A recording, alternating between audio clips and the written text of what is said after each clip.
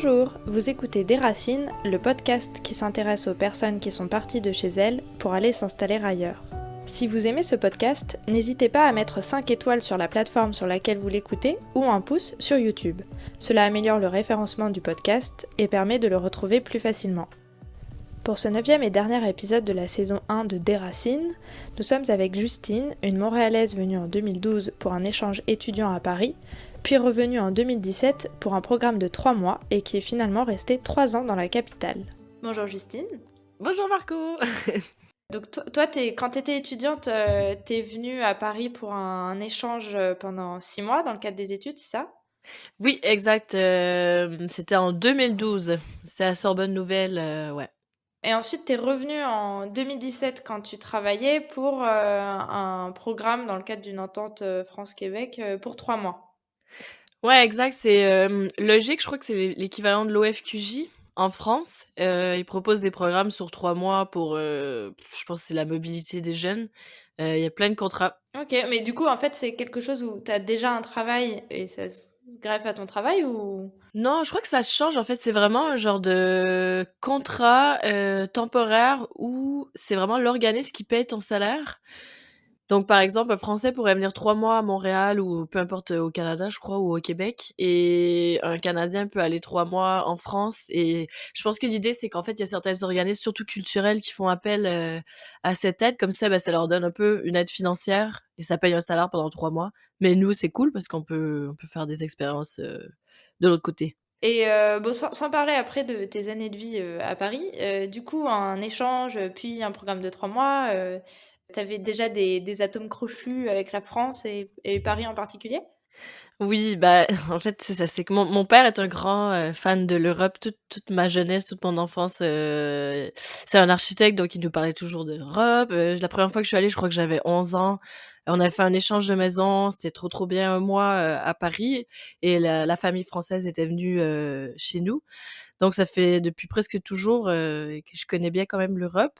Puis, mais je pense qu'entre mes 11 ans et mon échange, je crois pas que j'étais revenue aussi longtemps à Paris. Peut-être un escale, mais j'ai eu quand même un trou là de plusieurs années. Et toi, quand tu as décidé de faire ton échange de 6 mois, c'est parce que tu avais envie de découvrir, Ouais, moi, c'était sûr pendant mes études, que j'allais faire un échange en genre, Erasmus. Depuis le début, je savais qu'il allait, avoir soit 1 an, soit 6 mois, où je voulais partir ailleurs. J'avais pensé peut-être, les États-Unis, la Californie, pour avoir, bah, je sais pas, quand t'es jeune, hein, genre, tu veux faire du surf et rencontrer des garçons blonds et bref. Et puis finalement, j'avais quand même toujours Paris en tête. C'est bizarre parce que la première fois que j'étais allée quand j'étais vraiment enfant, je m'étais tout de suite sentie un peu chez moi, et puis là, ça tombait qu'en fait, j'avais une pote qui partait à Paris pour 6 mois, une session. Donc je me suis dit: «Bah, ça serait cool de le faire en même temps qu'elle». Donc tu avais 3 choix, tu pouvais mettre, je sais pas moi, Alicante, Barcelone, Paris, Londres, tu pouvais mettre plein d'écoles. Moi, j'avais mis Paris, genre Paris 3, Paris 8, Paris 11 ou un truc comme ça. J'avais juste mis Paris. Donc j'étais sûre d'avoir Paris, ou bah, il y avait pas de place pour moi, j'attendais l'autre session. Puis j'avais eu mon 1er choix là qui était, Sorbonne Nouvelle, parce qu'en cinéma, c'était plutôt bien reconnu. Et donc ensuite, quand tu es revenue pour le programme de 3 mois, tu envisageais, peut-être rester à l'issue du programme ou pas du tout? Ça, tu parles de trucs de logique, hein, qui étaient, Oui, quand tu es revenue plus en tard? 2017. Ouais, en fait, moi, j'ai un peu sauté sur cette occasion. Déjà, je voulais aller travailler en France parce que j'y allais souvent avec le, festival de Cannes. J'y allais chaque année. Après, je faisais toujours un petit tour, à Paris pour voir les amis justement que j'avais rencontrés pendant mon échange étudiant. Puis la dernière fois que je suis allée, je crois que c'était justement en 2017. J'avais fait couvert Cannes pour un média. J'étais passée à Paris après, puis je m'étais dit: «Mais non, il faut que je revienne ici, il faut que je passe 1 an, il faut que j'aille travailler ici». Je sais pas, il y avait un truc à chaque année, je me disais, j'étais toujours genre: «Bon, ben, à bientôt», j'avais toujours hâte de revenir. Donc là, je suis rentrée, donc Cannes, c'est en mai, je suis rentrée en juin. J'ai postulé, je crois, le même mois ou en juillet, et j'ai eu le boulot en août, et en fin août, je déménageais. Donc ça s'est fait hyper vite. Mais moi, dans ma tête, je voulais vraiment rester. Donc mon plan, c'était, bah, j'avais 3 mois pour me faire engager, en fait. C'est vraiment ça mon plan dans ma tête. C'était quand même, pas stressant parce que c'était vraiment cool, mais en même temps, je trouvais qu'en fait, Parce que l'idée, c'est d'avoir un visa, professionnel après où tu peux rester et tout. Mmh. Mais ça a marché, mais j'avais vraiment cette mission, c'était genre 3 mois pour me faire engager OK. et ça a marché. Et en fait, oui, c'est ça, c'est que depuis l'échange en 2012, tu gardé vraiment des liens, tu revenais régulièrement en France, tu as gardé des liens avec les personnes que tu avais rencontrées pendant ton échange? Vraiment, j'ai même plein d'amis qui sont venus me voir, j'ai un pote, Florian, que tu connais bien, qui est venu 2 fois, qui est venu 1 fois 3 mois. J'ai une autre amie très proche, Claire, qui était venue aussi 2 fois me voir. Après, chaque fois qu'il y avait des amis qui venaient à Montréal, on s'écrivait quand moi j'y retournais. Donc j'avais quand même gardé des liens avec, mon pote Marvin aussi, Alex. J'avais quand même quelques amis, que je revoyais quand même souvent. OK. Et donc tu t'es fait embaucher et est-ce que, à ce moment-là, quand tu t'es dit: «OK, bon là je reste pour un temps long», est-ce que tu as commencé à réfléchir à une façon de, je sais pas, intégrer un peu la vie, parisienne ou est-ce que c'était naturel vu que tu connaissais déjà bien? Je sais pas si tu t'es inscrit par exemple, à des cours, je sais pas de sport, de théâtre? Vraiment, vraiment, un des trucs moi que je regrette que j'aurais dû faire dès le début, c'est, comme à chaque fois j'avais des contrats de 3 mois, 6 mois, 8 mois, bon bref, ça a été quand même un peu galère niveau visa. À chaque fois, j'avais de la difficulté à me projeter à long terme. Donc j'ai attendu hyper longtemps avant de faire les trucs genre, tu vois, je me suis inscrite direct au sport, ça c'est bon parce que je pouvais annuler quand je voulais, mais genre la carte UGC, je l'ai jamais fait parce qu'à chaque fois tu sais, tout le monde me disait: «C'est impossible à annuler après». Là, je disais: «Imagine, j'ai plus de papier, je dois partir». Mais vraiment, si j'avais su que je resterais comme ça plus de 3 ans, direct j'aurais pris ma carte UGC, les trucs de sport, j'aurais 0, hésité avant de le faire. Ouais. Hem Après, tu vois, même des activités parascolaires, je pense que j'ai essayé quand même certains trucs. J'ai fait des cours d'espagnol, mais je me serais peut-être plus inscrite sur du long terme. Ça m'a pris beaucoup de temps avant de faire mes cartes vitales, mes papiers, le permis de conduire, le compte en banque. On dirait qu'à chaque fois, je repoussais en me disant Tu peut-être étais que toujours un peu dans l'entre-deux? bah, ouais, je savais pas, je me disais: «Est-ce que je vais me taper tout ça pour, finalement, j'ai plus de visa, j'ai plus de boulot dans 6 mois?» Puis finalement, pas du tout, donc tout ça s'est fait quand même assez tard.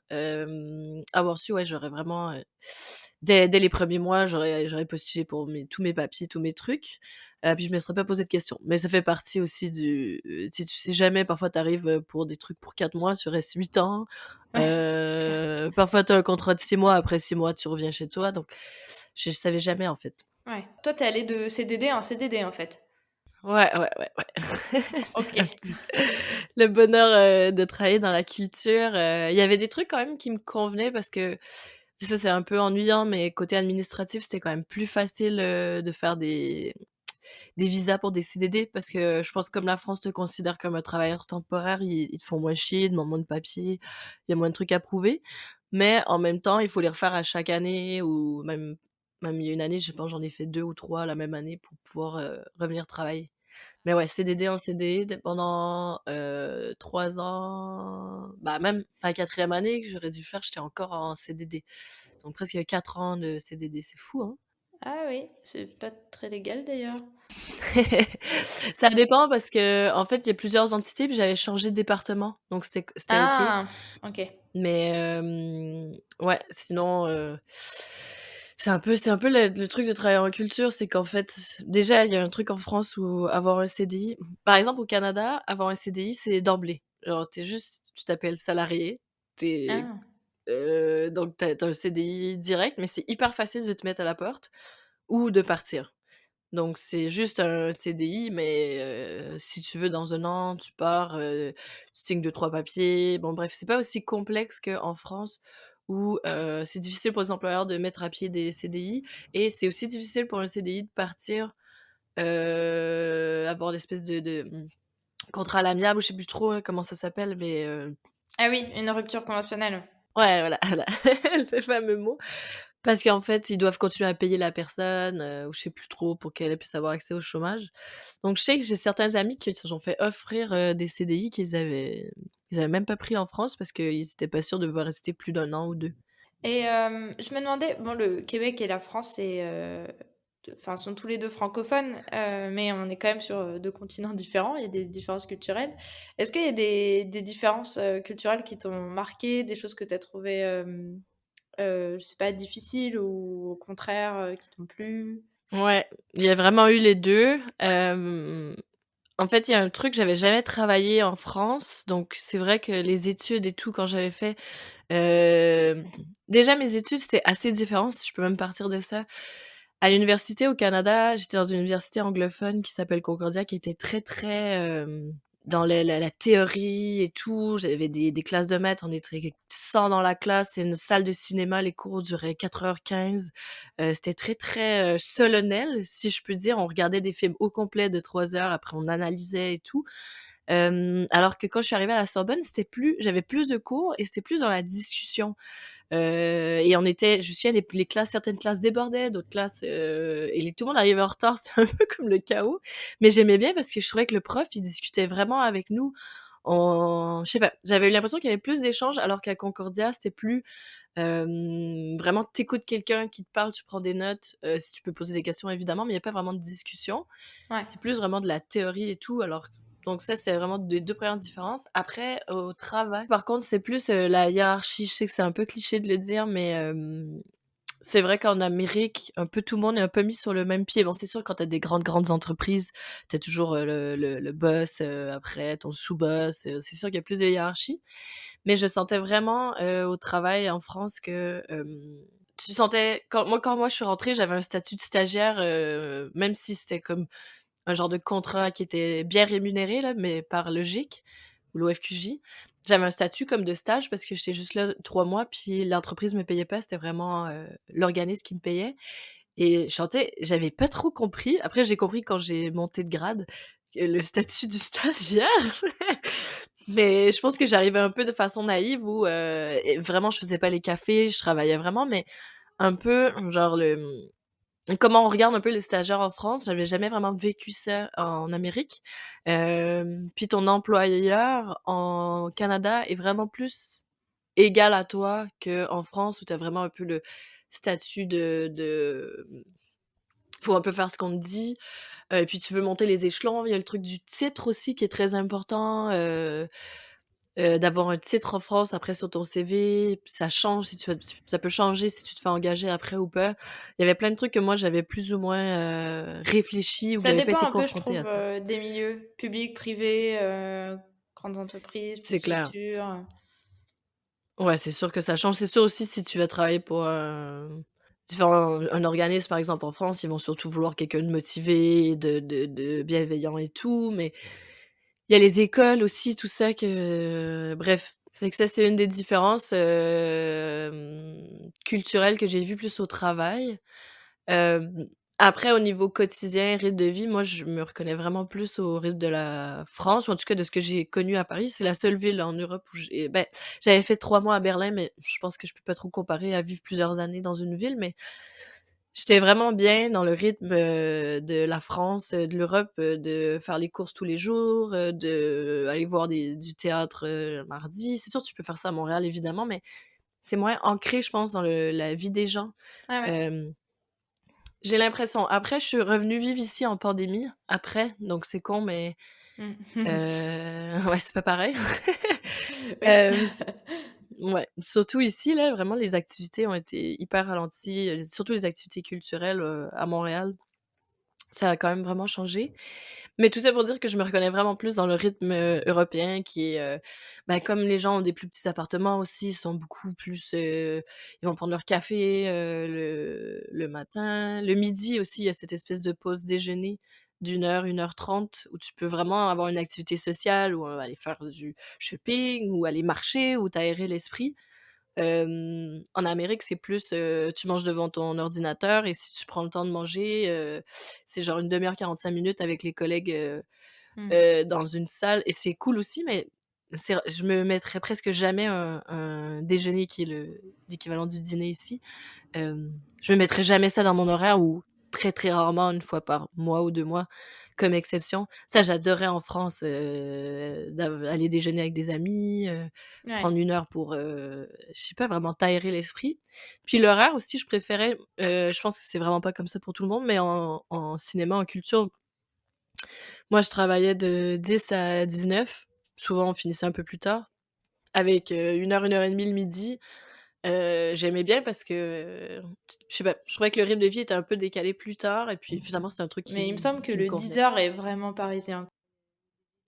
C'est quand même très tard, hein, Ouais. 10 heures. C'est comme tu trouves le moyen d'arriver en retard parfois, tu te dis: «Mais qu'est-ce qui me prend?» Genre, au Canada, à 9 heures, tu dois être au travail, les gens arrivent à 9h04 et ici, c'est genre: «Ah merde, je vais être en retard à 10 heures. Ouais, donc ça, c'est plutôt OK. Donc, ouais, en plus négatif, c'est un peu la hiérarchie et le positif, c'est plutôt le rythme, c'est ça? Ouais, ouais, c'était mais à chaque fois, c'est un peu de s'habituer parce que je pense que vraiment des 2 côtés, il y a des moi, c'est ce que je réalise, c'est que le mieux dans ma vie, ce serait de faire 50-50 et la moitié de l'année, il y a quelque part l'autre moitié. C'est quand même possible, mais compliqué. Ouais. Mais il y a vraiment des bons côtés, à Paris et des bons côtés à Montréal et les 2 se complètent, en fait, je Et trouve. est-ce qu'au niveau de la langue, il y a des choses que tu trouves, un peu différentes, Ouais. Ouais, ouais, c'est sûr, je me souviens, en fait, la langue, c'est quand même un gros sujet, je pense plutôt au Québec envers les Français, je crois, plus que les Français envers les Québécois. Je crois que les Français trouvent que l'accent est mignon ou un peu, j'aurais pas trop de qualificatifs, mais ça peut être aussi des négatifs aussi.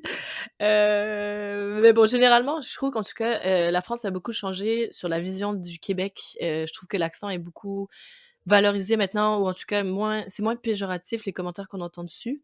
Mais moi, je me souviens quand je suis arrivée que quand j'étais, à 11 ans, la première fois que je suis allée, on m'avait repris 2-3 fois, mais bon, j'étais une gamine de 11 ans. J'avais dit des trucs, je me souviens, j'avais dit: «Ah, check là-bas, check ça». Tu sais, ça veut dire, «Regarde là-bas» ou mais maintenant les Français le disent, mais à l'époque, je pense, je m'étais fait reprendre 2 fois, mais j'avais 11 ans, je me disais: «Waouh, OK», et puis c'est un peu dans la rigolade, mais c'est bienveillant, mais en même temps un peu en tout cas, je me souviens que ça m'avait un peu marquée quand j'étais jeune. J'ai pas trop d'autres exemples, là, juste un peu des sentiments. Après, quand j'étais allée faire mes études, en 2012, j'avais changé mon accent parce que j'avais pas envie d'être la canadienne. Donc au début, je gardais mon accent. À un certain moment, là, on l'entend, j'ai quand même j'ai un accent québécois, mais je crois pas qu'il est très fort. J'avais quand même dû changer parce que à chaque fois que je parlais, c'était genre: «Ah, la québécoise, la canadienne, eh, nanana». Puis j'étais un peu dépeinte comme ça, j'étais pas genre c'est con, mais j'étais pas Justine. tu arrivais à le Hem modifier? Non, ça doit pas être facile, non? Ouais. Non, mais après, c'est vraiment je pense qu'il y a des gens qui ont ce truc, puis il y en a qui l'ont pas. Moi, je sais que je peux facilement changer d'accent parce que tu imites un peu les gens qui t'entourent. Mmh. Tu il y en a pour qui c'est facile d'imiter. Moi, je sais que j'ai beaucoup ce truc où je vais arriver dans une quand j'étais en France, j'avais des amis québécois qui venaient me voir, je reprenais l'accent québécois direct. Quand je suis ici, puis parfois je suis avec des Français, je reprends l'accent. C'est un peu bizarre, mais ça se fait. Je suis Ouais. sûre qu'il y a des gens qui comprennent ce que je dis, mais ça se fait genre vraiment automatiquement dans ton cerveau. Il y a un truc, puis même toi tu t'entends, tu dis: «Mais c'est bizarre que je parle comme ça, qu'il y a 1 heure je parlais». Trop bizarre. Mais j'avais vraiment adapté mon accent, ouais, en 2012 parce que, pour m'intégrer en fait. Puis aussi j'étais dans une classe, mon amie dont je parlais qui s'appelle, Gwenaëlle, qui était venue en même temps que je voulais faire l'échange avec elle, elle était à Dauphine et c'était que des étudiants étrangers et les cours étaient je me souviens plus, mais c'est des Australiens, des Allemands, des il y avait très peu de Français, alors que moi, j'étais vraiment dans des classes et je suis vraiment contente de ça, où j'étais la seule, Erasmus la plupart du temps. Je pense qu'il y avait une fois où j'avais eu une brésilienne, donc un peu pour m'intégrer, puis être juste genre une personne. Je m'étais forcée, je me souviens, ou en tout cas, je m'étais laissée aller dans l'accent. Puis grâce à ça, je pense qu'en fait, les gens, ils savaient pas trop que j'étais canadienne jusqu'à ce que j'en parle. Pareil après à mon taf, je changeais l'accent. Puis à un moment où je me souviens, le big boss de la compagnie, plusieurs mois après, on avait fait un genre d'apéro dans un bar ou je sais plus trop, puis j'avais commencé à parler du Canada, puis il m'avait dit genre: «Mais mais attends». «Mais t'es canadienne!» et j'étais genre: «Ouais, merde!» et là, c'est quand même problématique quand les gens, ils savent pas du tout, en fait. Fait qu'après, j'essayais d'avoir plus mon accent, plus parler du Québec, du Canada, parce que bon, l'idée, c'était pas non plus de cacher complètement. Je pense que l'idée, c'était de s'intégrer, puis après de ressortir plus l'accent. Je pense que c'est ça qui s'est passé, c'est que plus j'étais proche avec des amis, plus mon accent ressortait. Moi, j'avais un peu cette je sais pas, une genre de distanciation ou je peux pas trop expliquer, en fait, je me pose encore des questions là-dessus, Ouais, mais il y avait des honnêtement. situations, où tu aurais aimé qu'on remarque pas que tu étais, canadienne? Bah, c'est plus un peu d'être, non, je pense non, jamais, mais c'est plus l'idée d'un peu toujours partir sur, un peu la canadienne de service ou je sais pas trop. Peut-être que les Québécois en France seront pas d'accord avec moi parce que moi, j'ai plein d'amis, ils ont vraiment gardé leur accent, ils ont jamais rien changé puis ils prônent ça, un de mes bons amis Toby, lui, je pense qu'il a vécu là 6 ans. Il gardait son accent, puis grâce à lui, ben, les Français s'adaptaient aux expressions, à l'accent québécois, Mmh. en fait, c'est lui qui avait raison. Moi, j'avais tort un peu de changer mon accent. Je pense que c'était un peu dans la facilité, puis parce que je sais pas pourquoi, j'imagine, Non, mais je comprends, c'est vite aussi qu'on te dise, «Ah, la poutine, machin et mes vacances à ouais. Montréal», Ouais, mais en vrai, ça me faisait trop plaisir quand les gens faisaient ça, donc je sais pas trop pourquoi j'ai fait ça. Je crois que c'est un peu instinctif, un genre de peut-être d'anonymat ou je sais pas, quelque chose que je voulais peut-être avoir. Mais en vrai, je pense vraiment que mon pote qui gardait son accent, bah, c'est ça, grâce à lui, en fait, plus tu entends des Québécois, plus ça devient normal pour des Français, plus tu puis on n'est pas beaucoup quand même à Paris, il y a quand même beaucoup plus de Français à Montréal que de Québécois à Paris. Donc c'est bien de garder de l'accent, de parler, de sortir des expressions. Moi, je me souviens, je gardais mes c'est trop bizarre parce que quand je vais en France, je garde mes expressions, genre, des trucs, bêtes là, je sais pas trop, genre passer au travers de la page ou j'ai pas d'idée, peut-être ça va me passer au venir, travers de mais la je page. garde ouais, c'est des trucs comme ça où genre il pleut à boire debout ou des des des expressions qu'on a, je les gardais, mais j'avais genre un accent français, mais ça faisait trop bizarre. C'est comme si et que bref, mais il y avait beaucoup d'intérêt de mes amis, puis encore, toujours parce que j'y retourne souvent. Les gens veulent vraiment apprendre nos expressions, ils trouvent ça comme, «Ah, c'est drôle, vous dites ça, nous on dit ça». C'est très, très bienveillant, donc je sais pas pourquoi je changeais mon accent. Je crois que c'est vraiment du mimétisme, genre de Ouais. parler comme les gens qui parlent. C'est comme si je parlais espagnol, puis j'avais un accent hyper, québécois, c'est pas très beau aussi. Ben, là, ça a pas rapport C'est avec une la beauté parce que faculté c'est la aussi, même hein. langue, mais ouais, je pense que c'est un peu c'est ça, je crois que c'est imiter les gens qui t'entourent ou vouloir t'intégrer Et un peu. à Paris, je me demandais, est-ce que tu avais des lieux où tu te sentais bien, un peu des repères où tu allais, je sais pas si tu avais un petit blues de Montréal ou Ouais, quand je m'ennuyais, par ouais? exemple, de Montréal. Ouais, c'est mes amis, en fait. Je dirais que c'est pas vraiment un lieu, mais on avait comme un groupe d'amis, trop cool que j'ai rencontré là-bas parce qu'au final, comme je disais, tu tellement peu de Québécois, que les premiers mois, j'étais qu'avec mes amis français, les gens du travail qui sont devenus vraiment des amis proches aussi. Mais au fur et à mesure, il y a quelqu'un, je sais pas, qui me disait j'avais ma voisine ouais, c'est un truc de fou ça. En fait, j'avais ma voisine, j'habitais Villeray à Montréal et sur le même palier, il y avait elle et il y avait moi, j'habitais avec mon ex-copain à l'époque et le jour où je faisais mes bagages et tout, je vais sur le balcon et elle me dit: «Hey, tu pars à quelque part?» Je fais: «Ah oui, oui, je m'en vais à Paris, je pars dans une semaine». Elle m'a dit: «Mais moi aussi, on prenait limite le Ah! même vol, le même jour et on partait pour les mêmes dates». Donc et à Paris, sans le savoir, on avait pris 2 studios à 5 minutes à pied dans le C'est trop 9e. drôle. Ouais, c'est vraiment, alors on est devenus amis à Paris parce qu'on se parlait quand même à Montréal en tant que voisines, mais on n'était pas amis alors que là, on allait manger ensemble et elle m'a présenté à des amis et entre nous, après, on s'est présentés et à la fin, on était 4-5 que je vois toujours d'ailleurs, dont Toby que je te parlais.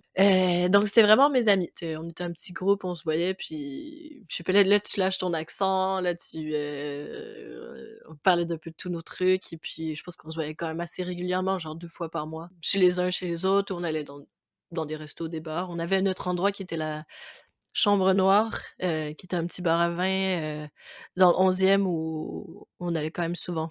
Ouais, je dirais que c'était un peu Et ça. des lieux à Paris où tu te sentais bien, mais pas forcément quand Montréal te manquait. Enfin, est-ce qu'il y avait des endroits où tu allais régulièrement qui te plaisaient beaucoup?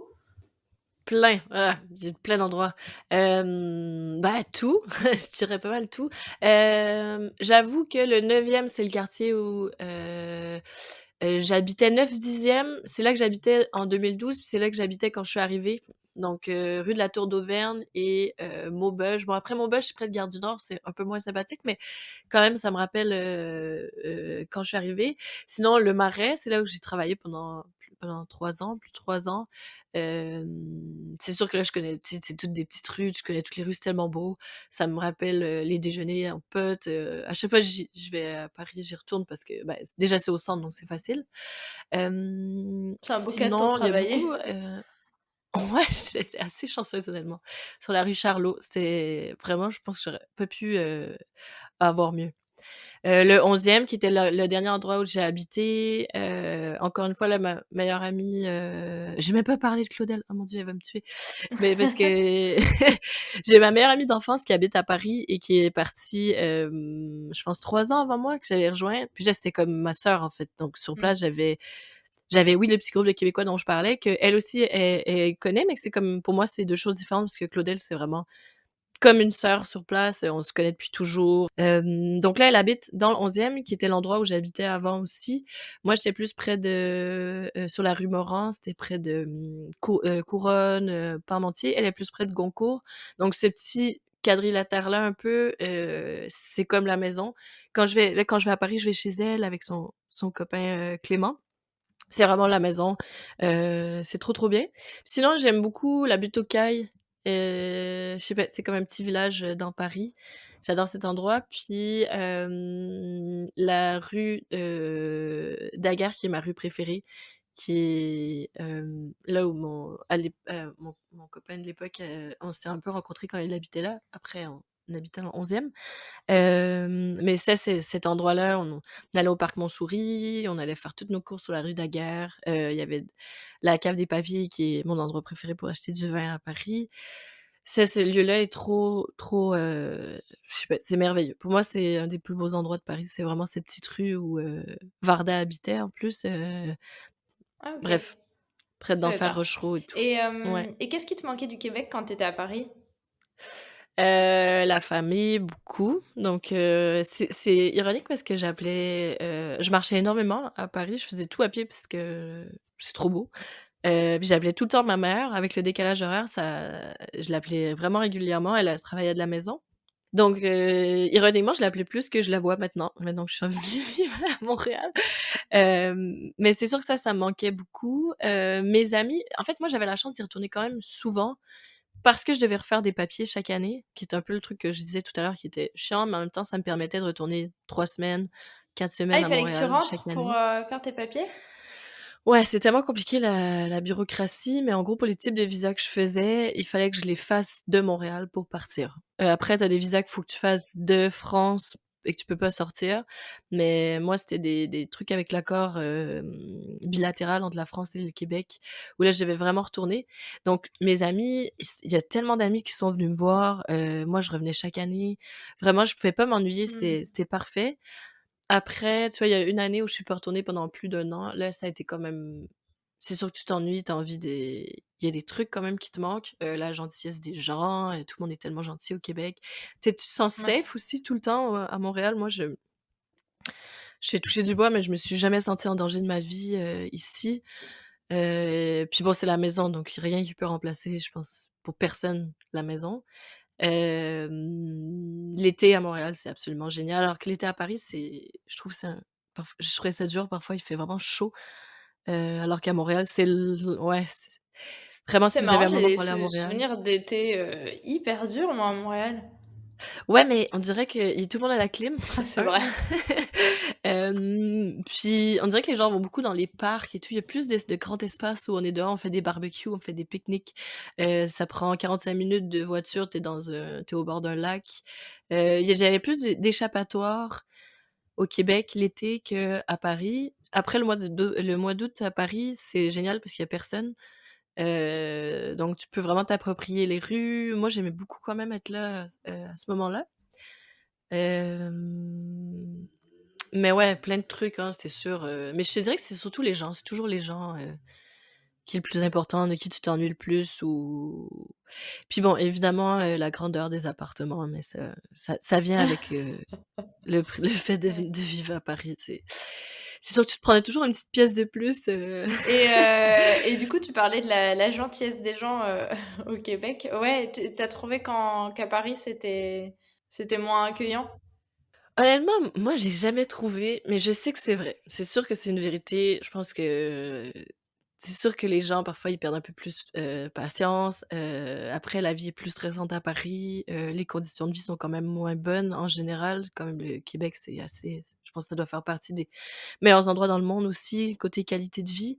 Mais perso, moi, honnêtement, je trouve que les gens, ils sont j'ai jamais vraiment eu d'histoire. Après, j'ai eu quelques tu vois, il y a des chauffeurs de taxi qu'on a eu, surtout pendant nos échanges qui étaient horribles, j'ai eu des histoires un peu terribles, mais en général, moi, vraiment, j'ai rarement eu des les gens m'ont jamais vraiment manqué de respect, dans les commerces, hein, je parle ou tout ça. Après bon, je pense qu'il y a eu d'autres trucs, dont je parlais pas nécessairement, mais ça qui peut arriver partout, plus au travail ou ce genre de choses-là, mais je pense que c'est une réalité, mais moi perso, je l'ai pas trop ressenti, si je puis Ouais. dire. Non, mais c'est vrai que enfin, je sais pas, c'est difficile, quand tu es parisienne de te rendre compte vraiment de comment sont les gens à Paris, mais en tout cas, ça m'avait vraiment frappé à Montréal, je sais pas, le chauffeur de bus qui s'était arrêté alors qu'il avait fini en fait Ouais, sa tournée, mais il s'est arrêté parce qu'il nous a vu attendre à l'arrêt comme des débiles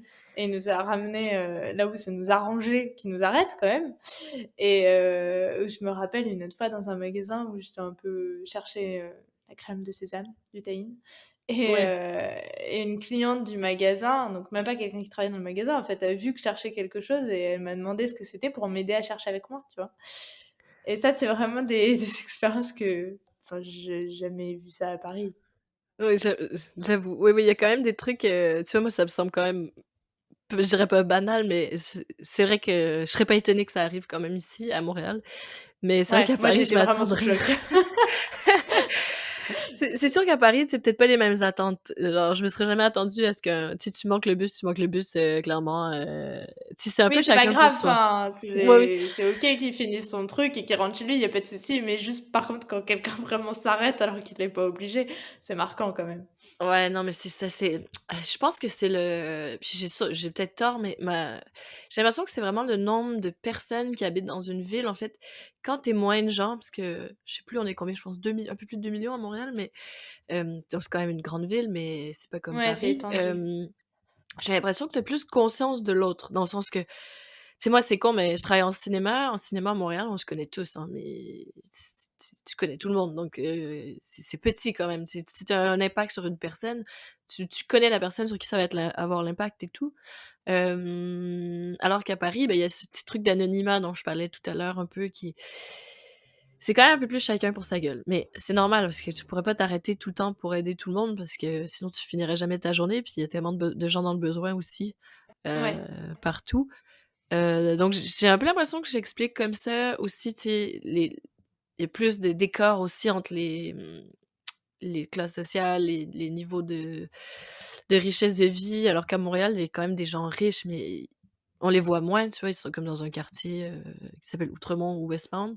Le reste, c'est quand même beaucoup plus classe sociale. Évidemment, il y a beaucoup de pauvreté, et elle est quand même visible parce qu'il y a beaucoup d'itinérance, de SDF à Montréal, mais je sais pas, il y a quand même une espèce de cohésion où je pense que les gens, ils ont plus conscience de l'autre. Mais là, je pense qu'après, tu vas dans une petite ville au Québec ou en France et là, c'est décuplé tellement tu as la conscience de l'autre, les gens s'entraident entre tu sais, vu que j'ai l'impression qu'il y a quand même une genre de corrélation avec le nombre de personnes qui habitent dans Et une ville, je pense. tu retournée vivre à Montréal, c'est parce que, ton contrat se finissait? Non, c'était un peu, c'est vraiment la pandémie, moi, j'ai vécu le début de la pandémie à Paris. C'est le fameux, je sais plus, c'était le 13 mars, je crois, un truc comme ça.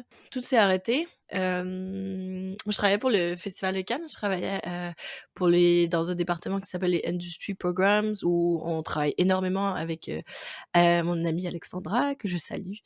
Puis on travaillait comme des folles. Puis là, la pandémie nous a mis à l'arrêt.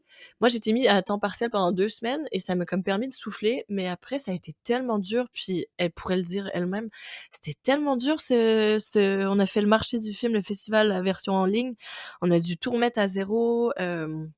On travaillait genre 12 heures, 13 heures, 14 heures par jour. On se levait à 8 heures, on ouvrait notre ordi. À 8 heures, 9 heures le soir, on fermait. T'avais ce fameux papier où tu pouvais sortir comme 1 heure par jour, soit courir, soit faire des courses. Il y avait un peu cette crainte de qu'est-ce que c'est ce virus. On n'a évidemment jamais vécu de pandémie, notre génération.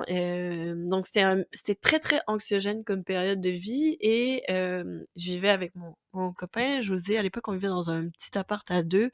Et vraiment, normalement, on est toujours dehors avec des amis, au travail, tout ça. Donc là, on a vraiment dû un peu confronter notre stress de travail mutuel, plus on a eu quand même des décès dans notre entourage, surtout des pères qui sont décédés dans notre entourage. Ça nous a, je pense, assez... ça nous a secoués. C'était vraiment une période hyper étrange, très intense. Et là, après, ben, quand je parlais des fameux visas, je vais vraiment genre dire un truc très simple pour expliquer la chose, mais c'est pas exactement ça, mais en gros, j'avais 2 choix de visa. J'avais un visa où je devais retourner quelques mois à Montréal pour faire les papiers et tout, et l'autre type de visa où je devais rester en France, où je pouvais pas repartir à Montréal parce que tu dois rester sur le territoire tant que t'as pas tes papiers. Et là, je suis un peu confrontée à ce choix-là, puis j'ai choisi celui où je devais retourner à Montréal parce que j'avais besoin de voir ma famille, parce que tout ça m'inquiétait, parce que ça a été quand même aussi compliqué la pandémie. Donc je suis retournée mon plan, c'était d'aller 3 mois, passer l'automne à Montréal et de revenir pour mon contrat qui reprenait en janvier. C'est la première fois que j'avais vraiment un trou de quelques mois en 3 ans. Et puis en revenant, en fait, bon, tout a refermé à Montréal. Finalement, je suis retournée passer 1 mois à Paris. Finalement, je suis revenue en novembre et j'allais déposer mon dossier pour mon prochain visa. Je me souviens plus, je crois que c'était le 20 novembre. Et le 10 novembre, le consulat m'a appelé pour me dire qu'ils arrêtaient toutes les réceptions de visa de travail pour une durée indéterminée. Donc, panique au village, parce que plus de déplacements. C'était en 2000. C'est la France qui a fermé les visas de travail de courte durée pour une durée indéterminée. Donc moi, le consulat de la France à Montréal m'avait appelé pour me dire: «Ben, c'est mort, je suis désolée, on annule ton rendez-vous, on te rembourse». J'étais genre: «Ah merci». Ma vie est genre complètement chamboulée. Après, à mon boulot, ils ont été vraiment trop cool. Ma boss Alexandra, elle avait trouvé une solution, comme quoi j'allais commencer à distance à Montréal en janvier. Après, j'allais pouvoir venir les rejoindre une fois que je pourrais déposer mon dossier, mais après ça peut prendre 1 mois, donc peut-être j'allais faire une bonne partie à distance. Bref, c'était l'idéal pour personne, ce contrat. Puis il y a eu une offre d'emploi à Montréal pour un travail que je fais maintenant qui était juste trop un truc qui me convenait parfaitement. Avec une équipe géniale, je connaissais le garçon qui avait fondé la boîte. C'était trop, en fait, parfait comme boulot. Fait que j'ai postulé. Ça a été quand même compliqué, tu vois, je peux dire genre, j'ai eu la job en 2 secondes et voilà. Non, non, il y a des entretiens et tout, mais je les ai faits parce que j'aurais pas fait ça pour un travail que tu vois, c'était pas l'idée, c'était pas de revenir à Montréal nécessairement, c'était vraiment ce taf, c'était trop cool. Donc en quelques semaines, ma vie, ça a changé. Mais je dirais que c'est comme une suite de circonstances, genre la pandémie qui a fait que je suis revenue passer, au lieu de rester en Europe, je suis revenue à Montréal, j'avais besoin de voir mes proches. Ensuite, le consulat qui a fermé le truc et ensuite ce boulot. C'est Ouais, tout c'est le Covid qui comme t'a ramené à Montréal, quoi. it was meant to be. Ouais, mais tu vois, j'aurais pu repartir encore s'il y avait pas eu Oui. staff, donc il y avait plein de couches, en fait, qui ont fait. Mais c'est pas parce que j'en avais marre de Paris. C'est sûr que Paris, je pense tous ceux qui habitent là s'entendent pour dire qu'il y a un moment, puis tu peux le dire aussi, mais tu peux pas rester 12 mois sur 12 à Paris. Mais la vérité, c'est qu'il faut que tu aies un certain niveau de vie pour être capable de t'en échapper, Ouais. de temps en temps. Donc c'est pas tout le monde qui a ce luxe-là. Moi, je l'avais parce que je pouvais retourner à Montréal, faire des de toute façon, je devais partir et puis on essayait quand même, de faire des voyages et tout. Mais je pense que tout le monde c'est d'avis que si tu peux partir de temps en temps de Paris pour te ressourcer, pour sortir un peu de ce chaos-là qui est aussi beau et tout, ben, c'est plus facile de rester longtemps à Paris. Ouais. Mais je serais restée, on sait jamais ce qui pour la suite, mais c'est ça, c'était pas l'idée de partir de Paris, de partir de tout ça, c'était vraiment comme une suite de circonstances, Ok. Et voilà. le retour en temps de confinement, ça a dû être difficile, non? Ouais. Oui, je pense que je m'attendais pas à ça, honnêtement. Le Québec, le gouvernement du Canada, même surtout du Québec, ont été très, très, très sévères sur les règles pendant très longtemps. Donc en France, les gens étaient très sévères au début. Après, il y a eu d'autres couvre-feux. Je me souviens plus un couvre-feu genre à une heure ridicule, genre à 17 heures où tu finis de travailler à 19 heures. En tout cas, ici, le couvre-feu, quand je suis revenue en décembre, a duré Oh. jusqu'en mai. Genre, il y avait un couvre-feu pendant des mois et tu avais pas le droit de voir personne. Si tu vivais seul, ce qui était mon cas, tu pouvais voir une seule personne, Ok. hem, mais la même personne. Bon, bref, moi, j'avoue que j'ai pas du tout suivi les règles. Ben, je les ai suivies beaucoup, mais c'est sûr qu'on se voyait quand même un petit groupe. On avait genre une bulle qu'on se voyait régulièrement, où on était 4-5. Puis j'ai fait quelques 2-3 soupers, dîners, bon bref, Je un vais peu. envoyer cet épisode au gouvernement québécois. Ouais, non, mais c'est parce qu'après tu deviens fou. Je pense que les gens pensaient pas aux gens qui habitaient seuls. C'était hyper angoissant. Après, je l'ai plutôt bien vécu parce que j'étais super bien entourée, Ouais. mais ça a duré vraiment longtemps. Puis après, ils ont refait le même coup à Noël, où là, ils ont coupé tout, ils ont fermé. Les restos ont été fermés très, très, très longtemps. Les bars viennent d'ouvrir. Après, c'est pas très grave, mais c'est un peu pour expliquer l'ambiance de la ville, parce que Montréal, c'est une ville hyper festive où les gens sortent aussi, où les gens consomment la culture. Là, les théâtres ont pas arrêté de fermer. Les cinémas aussi. Moi, je travaille en cinéma. Tu ne pouvais plus aller au cinéma pendant tellement longtemps. Mm. Ça a été quand même hyper très anxiogène et je pense pas que la vie que moi je connaissais avant, donc là ça fait plus de 4 ans que je suis partie, ben, c'est en 2017 donc j'ai pas retrouvé cette vie que j'avais avant. Après les gens vieillissent, tu sais moi dans mes amis là, on est début trentaine et tout, donc c'est Ouais. peut-être plus non plus la même vie que quand mi-vingtaine, mais je trouve qu'il y a quand même, mais j'ai pas retrouvé mon Montréal d'avant, en tout cas pas pour l'instant. Je pense que ça va revenir, mais j'ai l'impression que les habitudes des gens ont peut-être un peu changé Et il y ou a des je choses qui te manquent de la France maintenant? ouais, tout le temps. C'est ça le truc, c'est que tu jamais, ça va toujours être pareil. Tu vas en France, il y a des trucs du Québec qui te manquent, puis j'imagine que Ouais. les gens qui ont je pense que c'est comme ça pour tout le monde, hein, à moins que j'ai l'impression que c'est comme ça pour n'importe quelle personne qui part de son pays d'origine ou qui là, c'est sûr que moi, c'est un peu différent. Toi, c'est arrivé aussi, mais de revenir aussi, dans ton pays d'origine, mais ouais, ben beaucoup, beaucoup de choses, la bouffe. Les produits quand même en France sont incroyables, genre les fruits et légumes, les fromages, le pain. L'espèce de facilité aussi pour aller acheter, moi j'habite dans un super bon quartier à Montréal, il y a plein de trucs alentour, genre je peux vraiment acheter facilement, mais et je marche pour revenir du travail, mais parfois je faut quand même que je fasse un détour pour aller faire les courses, alors qu'à Paris, tu sors du travail, tu as à peu près 14 possibilités d'endroits pour acheter ton dîner du soir. Ah, c'est Bref, vrai. donc ça me manque beaucoup. Moi, c'est quelque chose que j'aimais pas trop prévoir à l'avance ce que j'allais manger. Tu sais, je vais jamais être la personne qui va acheter le dimanche toute la bouffe pour sa semaine et faire des genres de préparations à l'avance, sinon bref, ça m'angoisserait trop, mais donc il y a ça qui manque beaucoup. Il y a, comme je disais, tu sais, cette espèce de facilité de un truc précis, faire des activités seul à Paris, c'est vraiment pas mal vu. Genre, aller au théâtre seul, aller au cinéma seul, Mmh.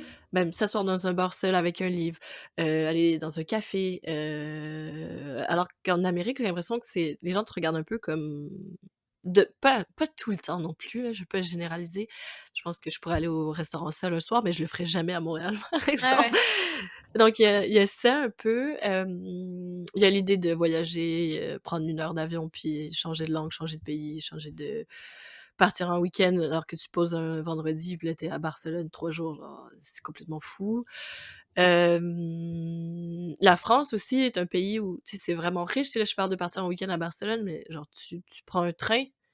Déjà, moi, j'ai pas Oui. d'auto, donc tu prends un train, tu marches jusqu'à la gare, tu prends ton train, tu arrives, 2 jours, tu peux partir même une nuit si tu veux à Lyon en 2 heures.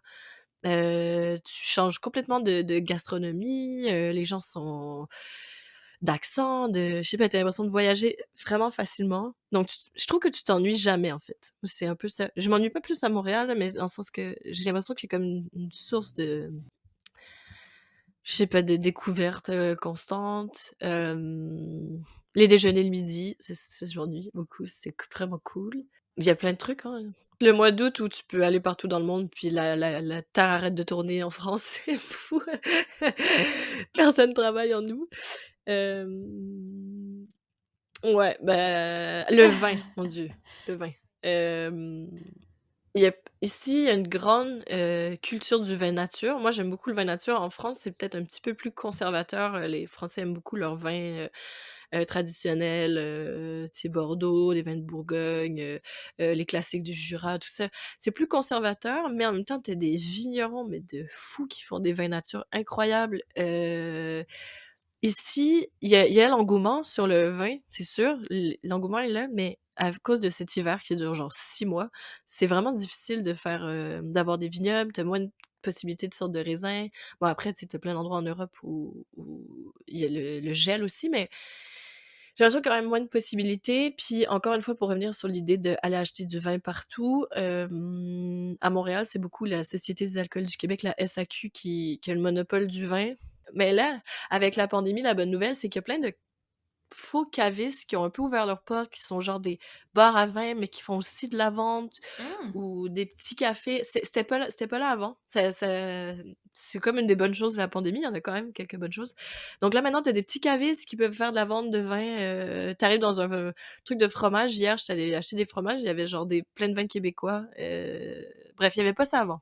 Bon, puis après, je veux dire quand même, moi j'aime beaucoup, cette culture-là du vin, puis à Paris, t'arrives dans un caviste, t'achètes ta bouteille, tu sais que tu la reverras jamais parce que c'est vraiment des produits souvent uniques ou je sais pas, moi ça me fascinait. Genre c'était comme une activité, trop excitante d'aller acheter une bouteille de vin dans un caviste, de parler, là tu dis: «Ah ça», mais tu sais, tu peux pas acheter tes classiques comme à la SAQ comme je fais en ce moment, qui on a quand même plein de trucs, mais c'est comme la découverte à chaque fois. Ouais. Puis ça me manque Et beaucoup. enfin, est-ce que quand tu parles à tes amis qui sont restés vivre, au Québec, maintenant, tu arrives à leur partager, ce que tu as vécu en France ou c'est Moi, ce que j'ai un peu l'impression, c'est que, ça intéresse différents types de personnes. C'est-à-dire, je pense qu'il y a beaucoup de gens qui sont dans leur vie, puis qui sont pas nécessairement intéressés à c'est sûr que moi, d'entendre quelqu'un qui est parti vivre, 2 ans, au Népal ou, je sais pas moi, en Amérique du Sud, je suis genre: «Ah mais c'était comment?» J'ai plein de questions parce que je pense que ça je suis poussée vers ça, je suis curieuse, ça m'intrigue.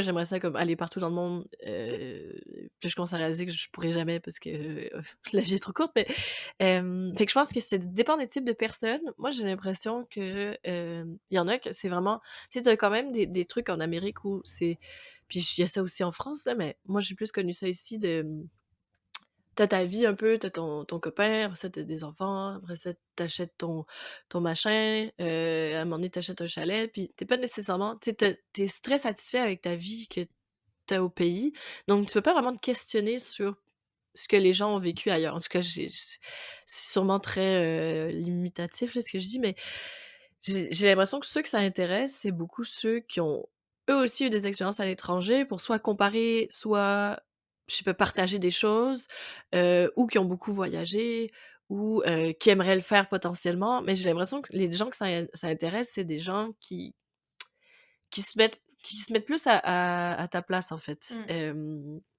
Moi, le plus de fois que j'en ai parlé avec des gens, c'est vraiment des amis qui avaient fait la même chose ou j'ai une de mes meilleures amies, qui est en Chine en ce moment, Gwenaëlle, qui qu'on avec on avec qui j'avais fait mon échange là en 2012. Elle vit à Shanghai, donc c'est sûr que quand on se voit, on parle de plein de trucs.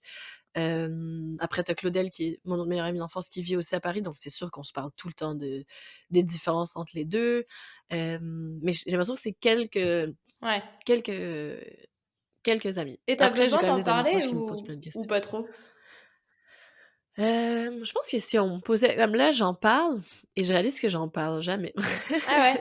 Quand c'est ouais, mais il y a plein de trucs que comme oui, j'en ai parlé à quelques amis en France, mais ici, pas trop en fait, ou je vais en parler par moi-même, genre proche, dans mon entourage, mais pas nécessairement, ouais, c'est pas comme un sujet, quotidien, non. Heu, mais c'est Bah, cool tant d'en mieux en parler même parce que temps. ça c'est même ouais, c'est ça. Mais, juste d'en parler là, ça me fait faire un genre de wrap-up un peu de je trouve ça quand même intéressant. Je peux de remettre ça en C'est contexte, enfin, c'est pas rien, en fait, d'aller vivre, dans un autre pays, je trouve. Ou même juste d'aller vivre dans une autre région. Parfois, enfin, ça peut paraître assez banal parce qu'aujourd'hui, dans notre société, c'est facile de déménager, de prendre un billet d'avion, pas pour tout le monde, évidemment, mais quand tu as les moyens, en fait, tu peux facilement, même avec un visa tourisme, juste t'installer 3 mois quelque part, louer quelque chose, aller faire tes courses et vivre un peu la vie du pays, quoi. Et quand tu le fais vraiment sur un temps plus long, bah, pareil, j'ai l'impression qu'aujourd'hui, ça choque plus personne, alors que finalement, c'est un sacré pas, en fait, de quitter sa vie, quitter l'endroit où tu as grandi pour aller vivre ailleurs. ouais, c'est énorme, je trouve ça bien de l'avoir fait, puis je le referais, mais c'est vrai que c'est quand même un gros morceau parce que je pense qu'on pense pas aussi à tout. Moi, ce que j'ai trouvé le plus complexe, c'était tout ce qu'il y avait d'administratif. Moi, c'était vraiment ça, en fait, qui je pense que j'avais sous-estimé, la complexité, parce que j'ai la chance d'être québécoise, donc le passeport canadien, il passe un peu partout dans le monde, j'ai jamais de problème à traverser des Mmh. frontières ou donc moi, dans ma tête, je viens, avec un signe de peace, je suis genre: «Bonjour, je suis québécoise», c'est genre Et tu dis que inoffensif. ça va être facile, Mais quoi. en vrai ouais, tu dis que ça va être facile, mais et d'ailleurs, pour moi, c'est facilité comparé à plein d'autres pays dans le monde, Ouais. comme on a un accord bilatéral avec la France, mais c'est de la paperasse quand même. Faut pas que tu fasses d'erreur dans tel truc, il faut que tu demandes, faut que tu ailles chercher un papier, faut que tu aies des assurances, faut que tu prouves que machin, faut que moi, c'était un stress constant parce qu'après, comme j'avais des petits visas, donc j'avais peut-être pas réalisé à quel point juste ça, c'est un et je me mettais constamment à la place de personnes qui ne pouvaient pas retourner dans leur pays. Genre, moi, j'ai plus mon visa, ça me fait chier parce que j'avais une vie en France, j'aimais ça et tout. J'avais un boulot, tout ça. Mais bon, je retourne au Québec, donc Mmh. ça va honnêtement, genre, je vais retrouver du travail, mes amis vont pouvoir venir me voir, je pourrais retourner un jour. Moi, je pensais tout le temps aux gens qui ont pas le choix de rester en France parce qu'il y a la guerre dans leur pays, parce qu'il faut qu'ils trouvent un travail pour aider leur famille, parce que, 1000 raisons, je me disais: «Mais putain, moi j'ai aucun stress en fait», donc c'est un peu comme ça que on dirait que ça me faisait comprendre Ouais. certaines choses auxquelles tu dois traverser pour déménager de pays. Je pense que je sais pas est-ce que certains, immigrants ou même réfugiés ont vécu, je peux pas me comparer, mais je peux avoir comme une petite parcelle de ce qu'ils ont pu ressentir, du stress des papiers, Ouais. de pas être illégal, de bien faire les choses, de travailler, tu sais, si tu peux plus travailler, que tu travailles au noir, des trucs, je peux même pas m'imaginer à quel point ça doit être stressant. Mais ouais, c'est vraiment comme un gros morceau, puis je trouve que souvent tu te sens un peu, impuissant et un peu démuni. Moi, j'arrivais pas à trouver des informations alors que je veux dire, tu sais, j'ai des études, je parle la même langue, j'ai plein d'amis, j'ai Mmh. un travail sur place et parfois j'arrivais pas à trouver, genre des solutions ou comment faire tel papier ou genre les impôts, c'était compliqué pour moi, bref. Mais je peux même pas imaginer quelqu'un qui arrive, qui parle pas la langue, qui a personne sur place, qui mais c'est fou. Donc c'est quand même c'est très vertigineux, de réaliser ça. Puis je pense que j'avais pas évidemment quand je suis partie en 2017 là pour 3 mois, j'avais pas pensé à la complexité des papiers ou au fait qu'en fait la France a pas besoin de Justine Baillargeon dans son pays, hein, bref, j'ai un peu ressenti ça, ce que je m'attendais pas à ressentir, c'est le moins cool d'aller vivre dans un autre pays, je crois que c'est ça, Et en fait. est-ce que tu voudrais retourner peut-être vivre en France ou t'installer dans un autre pays? Enfin, est-ce que c'est quelque chose que tu aimerais peut-être refaire, t'installer ailleurs ou c'est bon, tu as eu ta dose? Non, j'aimerais vraiment, vraiment, et à le refaire par contre, je vivrais ça à 2. Tu sais, je parlais de mon ami Gwenaël qui est parti en Chine, elle est partie avec son copain, donc tu sais, traverser tout ça. Mmh. Ils ont fait la pandémie là-bas, mais tu 2. Je pense que de le faire en couple ou avec une famille un jour ou peu importe, il y a quelque chose de déplacer ta maison un peu avec toi. Ouais. Mais j'aimerais beaucoup, après moi je sais pas, je pense que c'est vraiment possible. Ça, c'est un truc que je trouvais que les gens d'Europe ont plus cette vision-là, c'est-à-dire de partir un an, travailler, même en Asie où les gens le font aussi à Montréal, mais j'ai l'impression que il y a peut-être plus de proximité, plus je sais pas comment expliquer, mais j'ai connu beaucoup de familles en France qui partaient, 2 ans, en Bolivie Ah ouais. aux Philippines ou partir un an à Londres travailler pour une compagnie ou ben là, Londres avec le Brexit, c'est un peu compliqué, mais hem bref, j'ai l'impression qu'il y a plus cette facilité-là pour les gens d'aller habiter ailleurs, alors que et ça, je veux pas le perdre. Je veux que ça reste comme une possibilité tout le temps, hein, de oui, là, je suis à Montréal, je suis bien ici, mais Montréal, la vérité, c'est qu'en vrai, c'est, toujours être là pour moi. Genre, tu le sais, là, la maison va toujours rester la maison,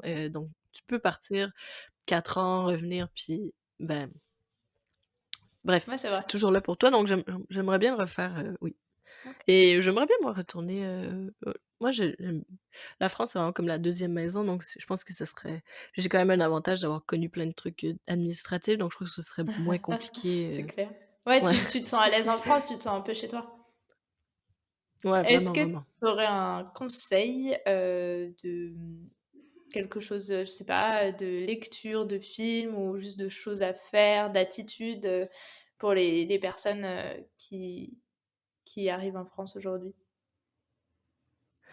Oui, donc le truc que je disais tout à l'heure, c'est-à-dire faites vos papiers tout de suite parce que ça peut prendre 1 an. Ouais. Donc les trucs de carte vitale, vous y allez, vous allez sur place, vous vous battez parce qu'ils vont perdre votre dossier, mais il faut l'avoir, puis après c'est magique. Donc ça, moi, je pense que de pas avoir peur de faire les trucs administratifs rapidement, ne pas remettre ça au lendemain parce qu'en fait, parfois ça peut prendre 8 mois, Même si tu es pas bref. sûre de Donc ça rester? c Ouais, faites-les parce qu'on sait jamais. Au moins, tu entames une démarche ou Ouais, c'est vrai. moi, je trouve, même si c'est chiant, après, comme il y a tellement d'avantages en France, à avoir tes papiers, à faire partie du système.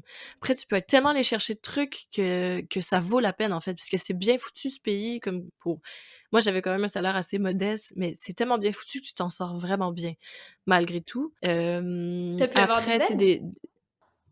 j'ai pas pu avoir des aides, mais tu sais, même juste les avantages de la carte vitale, Ouais.